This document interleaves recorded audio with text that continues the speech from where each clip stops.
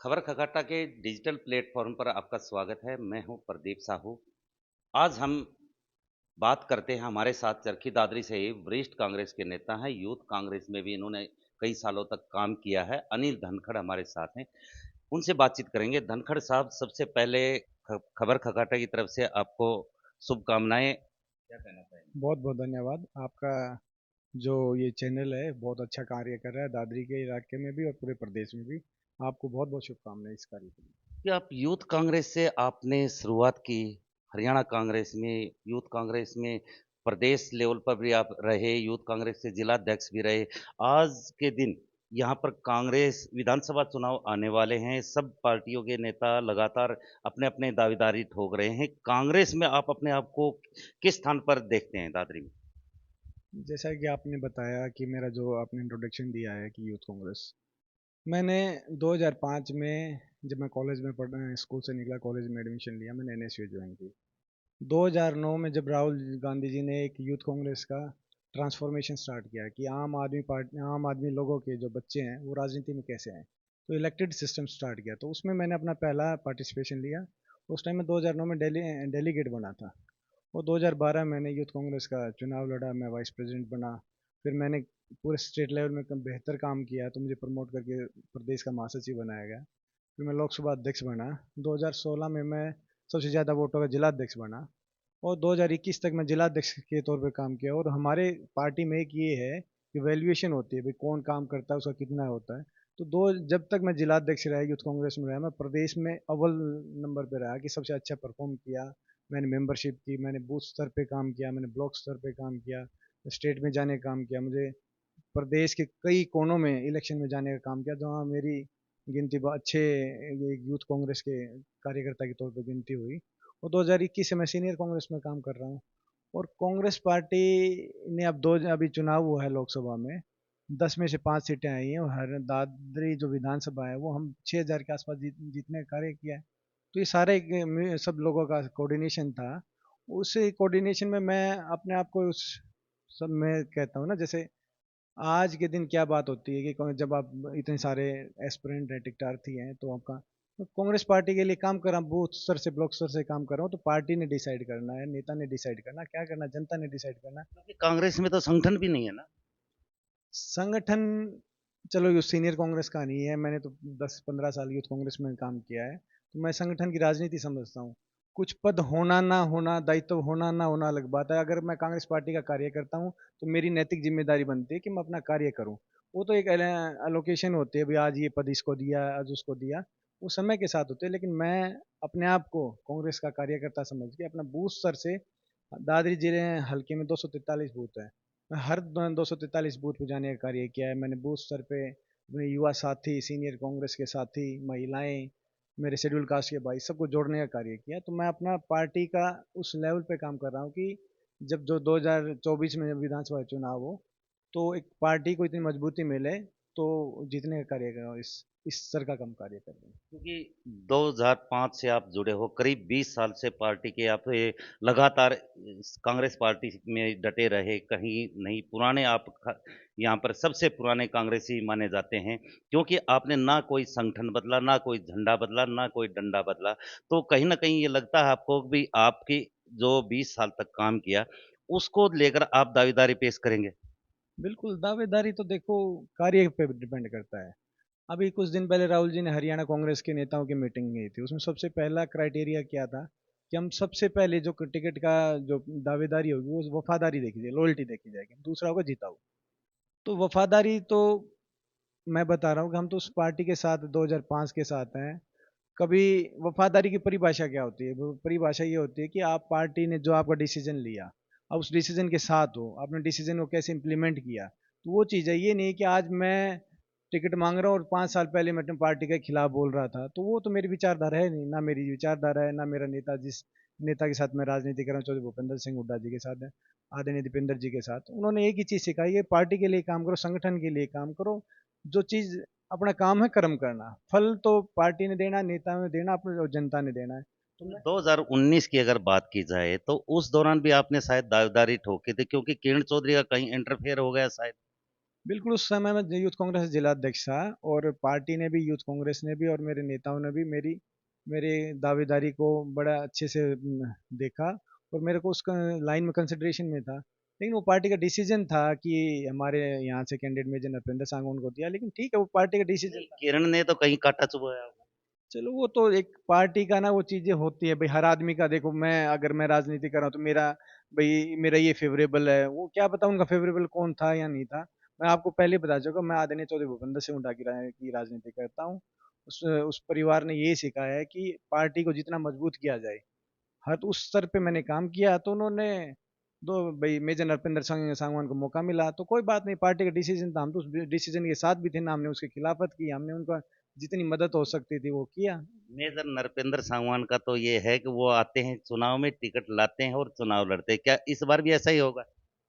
नहीं, वो समय बदल चुका है ना, अब ऐसे थोड़ी है कि जैसे हमको भविष्य की थोड़ी भविष्यवाणी थोड़ी कर सकते हैं। हमने एक पार्टी के लिए काम करना है, अब पार्टी ने डिसीजन करना है किसको टिकट दे कि नहीं दे, बेहतर, अब मैं बता रहा हूँ ना, अब लोकसभा का रिजल्ट देखिए, कैसी टिकट मिली, लोग दावेदारी कर रहे थे कि टिकट हमारी जेब में, टिकट तो हमारे पास ही है, ये टिकट हम चुना, और चुनाव कौन लड़ा? राव दान सिंह। तो जनता की आवाज़ थी, उन्होंने काम किया था, लोगों की आवाज़ थी, दान सिंह जी यहाँ से अच्छे उम्मीदवार हो सकते हैं। उस उम्मीदवार लोगों की राय के हिसाब से, तो ऐसे ही अभी राय होगी, सर्वे हो रहे हैं, लोगों की राय हो रही है, संगठन में काम हो रहा है, पार्टी लेवल पे काम हो रहा है। आप खुद इतने साल से पत्रकारिता करते हैं, तो आपको भी दिख रहा है कि जमीनी स्तर पे कौन कार्य कर रहा है। क्योंकि दादरी में तो कांग्रेस के बहुत से दावेदारी पेश कर रहे हैं, विधायक भी हैं वो भी कर रहे हैं, और सीनियर लीडर भी हैं वो भी दावेदारी पेश कर रहे हैं। उनको देखते हुए आपके किस रूप में अपने आप को देखते हैं? ये तो अच्छी बात है ना, अभी पार्टी में हमारी मजबूती है, पार्टी में ये दिख रहा है कि सरकार आ रही है, पार्टी में इतना ज्यादा जोश है, तो जब जो जोश होता है तो इतने टिकठार्थी होते ही हैं। लेकिन आपने खुद ने आपने कहा है कि ये सबसे पुराने हैं, अब मैं कह रहा हूँ ना, मेरा काम है पार्टी के लिए काम करना, नेता के लिए काम करना, जनता के लिए काम करना, इस हलके के लिए काम करना, तो मैं वो कार्य कर रहा हूँ। उस समय पर पार्टी डिसाइड करेगी जिसने अच्छा कार्य किया, जो लगातार, ये राजनीति तो एक तरह का ये नहीं कि 100 मीटर की रेस है, ये कि मैराथन दौड़ है। भाई कब कौन मैराथन में कब से किसने स्टार्ट किया और आखिरी तक कौन खड़ा रहता है, ये नहीं कि अभी 100 मीटर में कोई दौड़ मार रहा है और वो चीज होगी, तो सब ये सभी चीजें कंसिडरेशन में होती हैं भाई।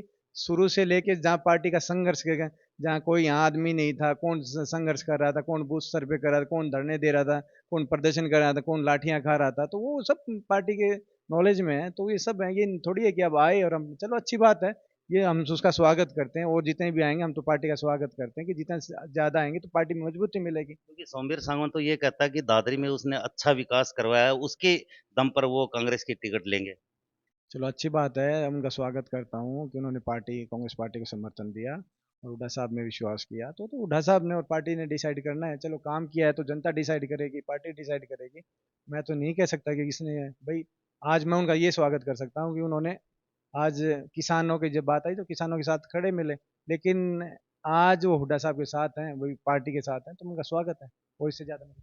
और दूसरी बात अगर की जाए तो फिलहाल कहीं न कहीं ऐसा लगता है कांग्रेस में आपको टिकट मिलती है या किसी और को टिकट मिलती है, वो गुटबाजी कहीं न कहीं होती नहीं, ऐसा कुछ भी नहीं है, ऐसा कुछ भी, पहले भी कहने की बात थी, दान सिंह जी को टिकट मिलेगा ये होगा, ठीक है, ऐसा कुछ नहीं है, पार्टी मिलजुल के चुनाव लड़ेगी, और अभी भी लड़ा था लोकसभा का, और यहाँ विधानसभा में तो और मजबूती के साथ, क्योंकि लोग इतने ज्यादा परेशान हो चुके हैं बीजेपी की कार्यशैली से, तो ऐसा कोई गुटबाजी नहीं है, पूरा कांग्रेस पार्टी दादरी में, पूरा आज, चलो एक अच्छी बात है कि दावेदारी पेश करना सबकी जिम्मेदारी है यार, ये होना भी चाहिए भाई, हम अपनी जिम्मेदारी, अब अपनी दावेदारी नहीं पेश करेंगे तो हम कैसे करेंगे?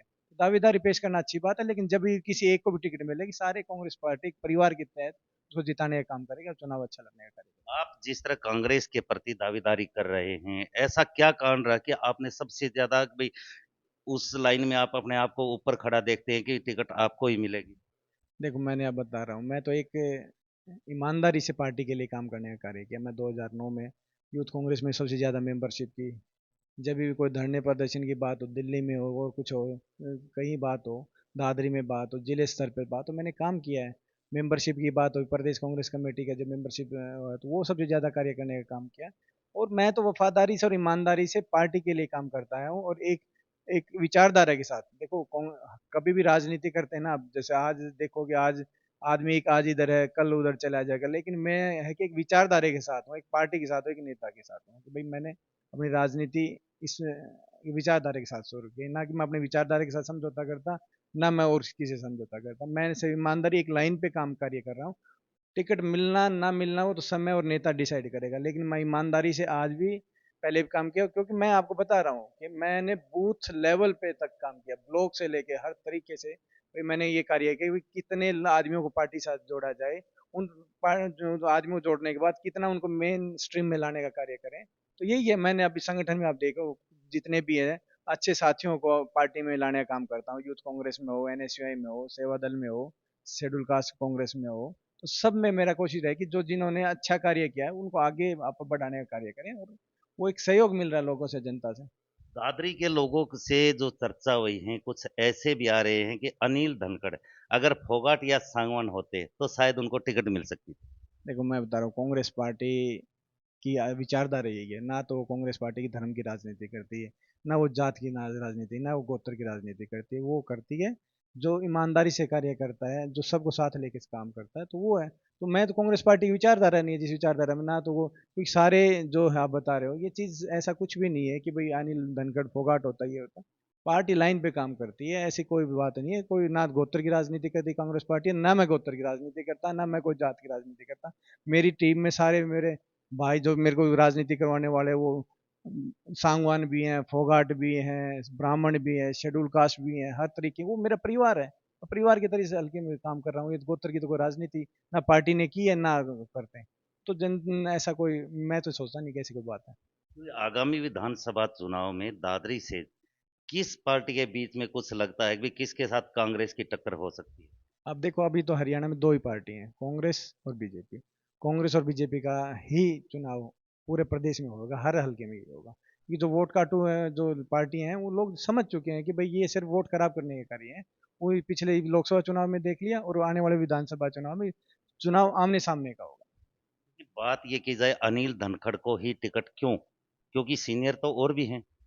सीनियर उम्र से थोड़ी होता है, उम्र तो कोई पैमाना नहीं होता कि भाई उम्र हो गया। भाई कार्य आपने ईमानदारी से कितना किया है, पार्टी में समय किसने दिया है। अब अभी देखने आप लग जाओगे, पार्टी में आपने कहा है सबसे पिछले 20 साल से पार्टी के लिए काम कौन कर रहा है, संगठन के लिए काम कौन कर रहा है, इस इलाके के लिए कौन काम कर रहा है। आपने उस पहले बार कहा है कि एक पार्टी और एक झंडा और एक डंडे के साथ में राजनीति करी है।